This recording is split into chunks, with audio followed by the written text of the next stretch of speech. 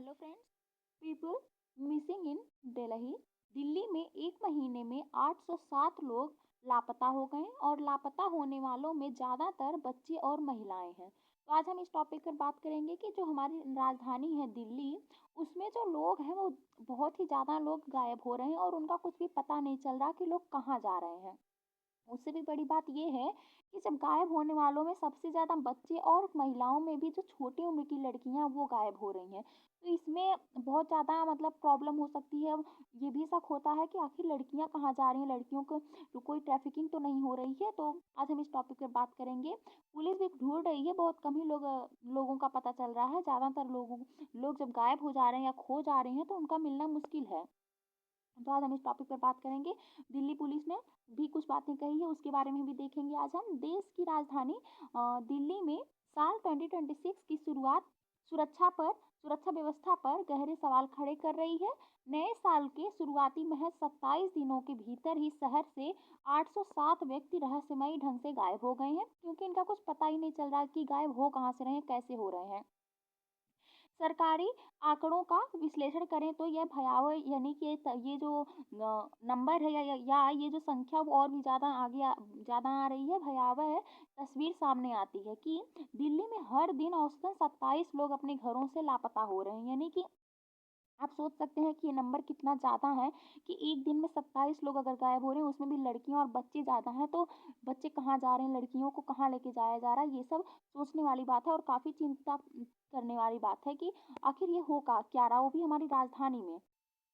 हालांकि सुरक्षा एजेंसियां सक्रियता दिखाते हुए प्रतिदिन करीब 9 लोगों को खोजने में सफल रही हैं, लेकिन सोचिए कि 27 लोगों के बीच में सिर्फ 9 लोगों को खोजा जा रहा है, तो संख्या अभी भी ज़्यादा है गायब होने वालों की। लेकिन बाकी लोगों का अब तक कोई भी सुराग नहीं मिल पा रहा है। मौजूदा स्थिति यह है कि जनवरी के इन शुरुआती दिनों में लापता हुए लोगों में से 538 लोग अब भी पुलिस की पहुंच से बाहर हैं। तो सोचिए, 708 लोग गायब हो रहे हैं, उसमें से 538 लोग तो अभी गायब ही हैं, पुलिस उन तक पहुंच ही नहीं पाई है। वो लोग इस टाइम पे कहाँ रखे गए हैं। तो ये तो काफ़ी चिंतनीय बात है। अगर इसकी पृष्ठभूमि देखें कि ये जो घटना हो रही है, इसकी पृष्ठभूमि बैकग्राउंड देखें तो ये पहली बार नहीं हुआ है। दिल्ली में अक्सर ऐसा होता ही रहता है। पिछले वर्षों से ही दिल्ली में मिसिंग केसेस की संख्या लगातार बढ़ती ही जा रही है। 2025 में लगभग 24,000 लोग गायब हुए थे। ये संख्या आप दोबारा सुनिए, लगभग 24,000 लोग, ये कोई मामूली संख्या नहीं है। इतने लोग गायब हुए, उसमें भी सबसे ज़्यादा महिलाओं का हिस्सा था, यानी कि लड़कियां ज़्यादातर गायब हो रही हैं। पिछले दिनों हमने देखा था कि बिहार से भी बहुत ज़्यादा लड़कियां गायब हो रही हैं, मध्य प्रदेश से ज़्यादा लड़कियां गायब हो रही हैं। तो आप सोच सकते हैं कि देश हमारा कहाँ जा रहा है, देश की स्थिति क्या है, कि देश में आज भी महिलाएं और छोटी उम्र की लड़कियां सुरक्षित नहीं हैं। ठीक है, और आगे देखें तो लापता होने वालों की सूची में सबसे ज़्यादा महिलाएं और कम उम्र की लड़कियां हैं। आंकड़े बताते हैं कि नाबालिगों के मामले में 12 से 18 वर्ष की किशोरियों की संख्या बहुत अधिक है, जो इस समस्या को और भी ज़्यादा संजीदा बना देती है। जानकारों का मानना है कि ये केवल सामान्य गुमशुदगी के मामले नहीं हैं, बल्कि इनके पीछे मानव तस्करी या अपहरण जैसे संगठित अपराधों की संभावना से इनकार नहीं किया जा सकता। यानी कि मानना है कि कहीं इनकी तस्करी तो नहीं की जा रही, यानी कि गायब करके बेचा तो नहीं जा रहा है इन लोगों को। साल के पहले 27 दिनों में 191 नाबालिग गायब हुए हैं। सोचिए, 191 बच्चे गायब हो रहे हैं, वो भी हमारी राजधानी से। हमारी राजधानी तक सुरक्षित नहीं है। देश के जो आम जगह हैं, जो जो काफ़ी जैसे जो अल्प विकसित क्षेत्र हैं, उनका क्या हाल होगा, वहाँ पे बच्चे कितने ज़्यादा उनकी दयनीय स्थिति होगी। इनके इसके संभावित कारण अगर देखेंगे तो कुछ लोग ऐसा कह रहे हैं कि ज़रूरी नहीं है कि हर जो जितने लोग गायब हो रहे हैं उनकी तस्करी ही हो रही हो। कुछ लोगों का अलग-अलग मानना भी है, लेकिन हालाँकि ये सब सिर्फ़ अनुमान लगाया जा रहा है। बच्चे जो औरतें, महिलाएँ या फिर जो बच्चे गायब हो रहे हैं, उनका कोई एक्चुअल रीज़न किसी को पता नहीं चल रहा है। ये सब अनुमान लगाए जा रहे हैं कि कई मिसिंग केसेस घर से भागने, विवाद जैसी घटनाओं से जुड़े हो सकते हैं। जैसे किसी ने झगड़ा किया और कोई घर छोड़कर भाग गया, तो ऐसे भी कई केसेस आते हैं। तो हम सबको एक साथ नहीं जोड़ सकते कि एक ही रीज़न से सभी लोग गायब हुए होंगे।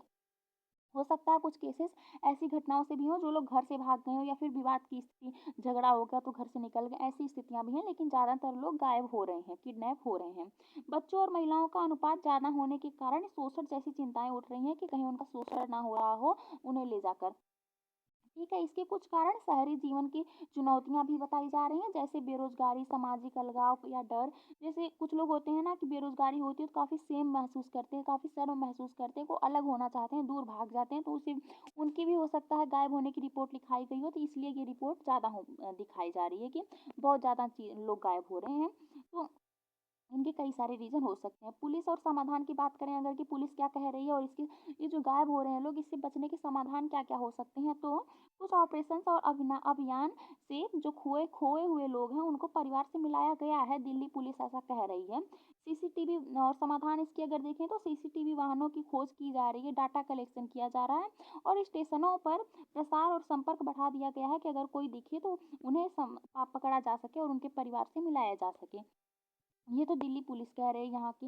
अब सुरक्षा की सलाह जैसे जो पुलिस है या फिर जो भी गवर्नमेंट है वो सुरक्षा के लिए कौन-कौन से सलाह दे रही है कि अब लोग कैसे सुरक्षित महसूस करें, कैसे रहें। तो परिवार के साथ संपर्क बनाए रखें, अलगाव ना बनाएँ और अलग ना हों और लाइव लोकेशन साझा करते रहें अपने परिवार के साथ। अगर आप कहीं अकेले जा रहे हैं तो अपने परिवार के साथ अपनी लाइव लोकेशन शेयर करते रहें और परिवार के से हमेशा कॉन्टैक्ट में रहें कि हम यहाँ पर हैं, ताकि आपकी लोकेशन पता चलती रहे, आप सुरक्षित हैं कि नहीं ये पता चलता रहे। आफ्टर ऑल अगर कोई अकेले जा रहा है तो उन्हें रोका तो नहीं जा सकता, लेकिन सुरक्षा के लिए कुछ एडवाइस दी जा सकती है कि आप इस तरह से सुरक्षित रह सकते हैं। फिलहाल बाहर अकेले ना जाएँ, यात्रा सावधानी से करें, जो बच्चियाँ हैं या फिर जो छोटे बच्चे हैं, उन्हें कहीं भी अकेले ना भेजें। ये पेरेंट्स की ज़िम्मेदारी है कि अपनी बच्चियों को जो किशोरावस्था में या जो बच्चे हैं छोटे, उन्हें अकेले कहीं ना भेजा जाए, उनकी सुरक्षा के लिए यही ज़रूरी है इस टाइम पे। आपातकालीन नंबर जो 112 है, महिला हेल्पलाइन नंबर या फिर कोई और हेल्पलाइन नंबर ऐप का उपयोग करें और सुरक्षित रहें। क्योंकि जब तक हमारी जो पुलिस है वो उनके जो पकड़ रहे हैं, जो गायब कर रहे हैं, जो किडनैप कर रहे हैं, उन तक नहीं पहुँच जाती, जब तक हमारा सिस्टम इतना स्ट्रॉन्ग नहीं हो जाता, हमें अपने आप को खुद ही सेफ रखना होगा। तो अच्छा ये होगा कि जो बच्चे हैं उन्हें घर से अकेले ना बाहर जाने दिया जाए और जो लोग बाहर निकल भी रहे हैं, जो महिलाएँ हैं, जो यंग हैं लेकिन बाहर निकल रही हैं, उनका ज़रूरी है तो अपने परिवार के साथ अपनी लोकेशन साझा करती रहें, ताकि उनकी लोकेशन पता चलती रहे कि वो लोग कहाँ जा रही हैं, कैसे हैं।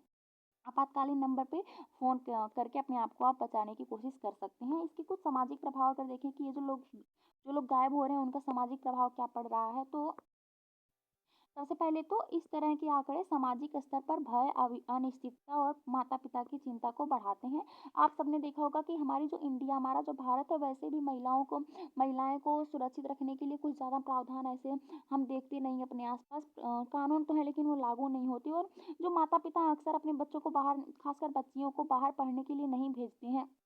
और जब ऐसी घटनाएँ और ऐसे सामाजिक आंकड़े बाहर आएँगे, ऐसे आंकड़े जब बाहर आएँगे, कितने लोग गायब हो रहे हैं, वो भी लड़कियाँ ज़्यादा, तो माता-पिता वैसे ही अपने बच्चियों को बाहर नहीं निकलने देंगे। तो इससे क्या होगा कि शिक्षा पर सबसे ज़्यादा असर पड़ेगा कि जो माता-पिता होंगे, वो बच्चियों को बाहर पढ़ने के लिए नहीं भेजेंगे, बच्चों को बाहर बाहर पढ़ने के लिए नहीं भेजेंगे, तो शिक्षा पर इसका सबसे ज़्यादा असर होगा।